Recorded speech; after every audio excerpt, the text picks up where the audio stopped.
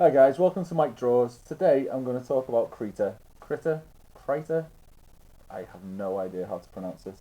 Anyway, this is an awesome free software that I absolutely love. You can download the software from the KRITA website and you can find a link for it in the description below. So the first thing you're going to want to do is create a space to work on. There's a few ways to do that, but what I usually do is click on New File, and then this window will pop up and it allows you to customize your workspace. For this video I'm going to be super simple and just choose a A4 landscape canvas.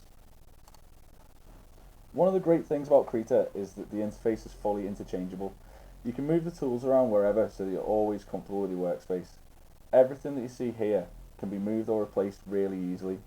If you click on Settings and then Dockers, you can see all the different items that can be added into your workspace.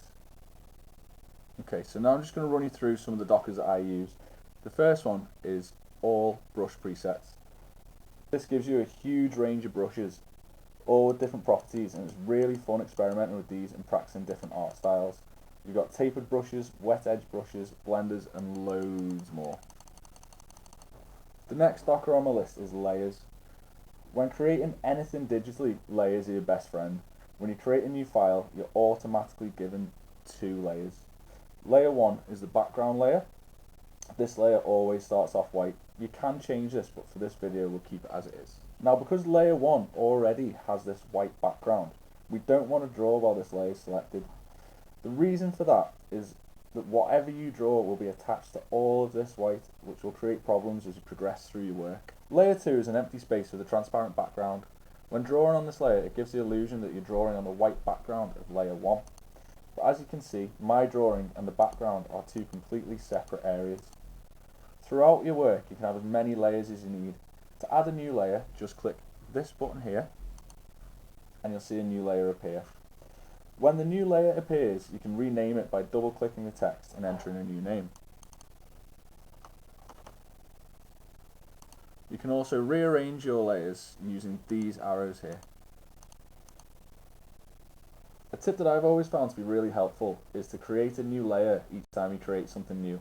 This means that any mistakes can be easily rectified.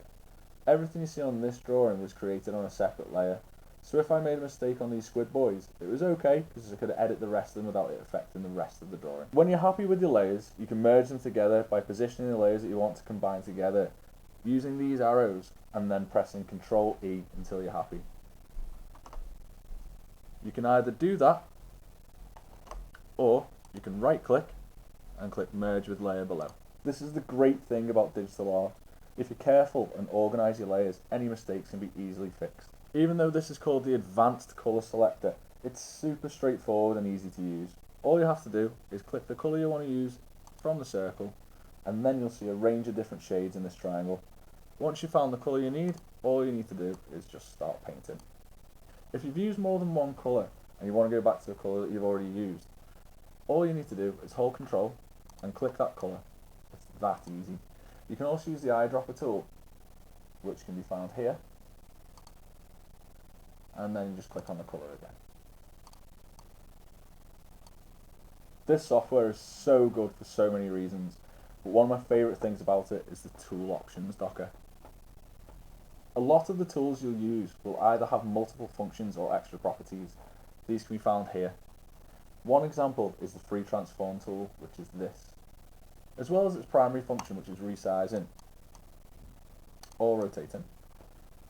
You also have the option to change its perspective, which is really cool. All you do is move the anchor points to where you want them to be and change it full 360 degrees. You can also warp your image by moving these points.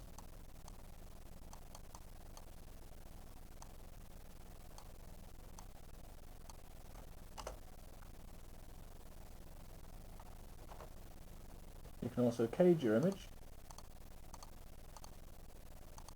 which is really good for quick selections, or you can liquefy it, which does exactly as it says. A really helpful option on KRITA is the brush stabilizer. This is especially great when you're starting out, as it helps reduce those annoying wobbly lines you get drawing long brush strokes, for instance, like this. But when I click it, you can see it's a lot smoother. Not perfect, but a lot smoother. As with everything, this amazing software, it's fully customizable. You can change the distance and delay from your brush. This adds a bigger distance to the guide area, meaning that you have more time to correct your brush stroke before the line even starts. On the left hand side of my workspace is the toolbar. Take time to familiarise yourself with these tools, as they're all really useful. Except the Bezier curve. I absolutely hate that tool. But that's only personal preference, so don't at me, Bezier lovers. All joking aside though, there's some really cool items that will help make your work even better. Have fun using these tools, and remember to check the tool options docker for all the different ways you can use them. When using the brush tool, you can change the size of your brush by moving this bar here,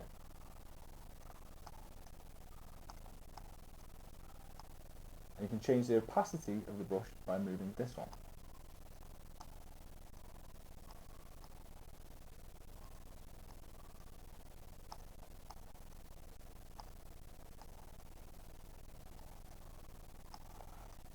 You can also change the opacity of a whole layer by moving this bar here.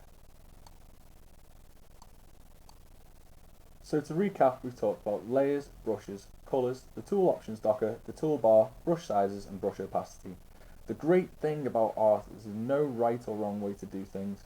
Everything's down to you and what you want to do. Have fun using this amazing free software and create something that you love. If you've enjoyed this video, please like and subscribe to my channel, as I'll be uploading more very soon.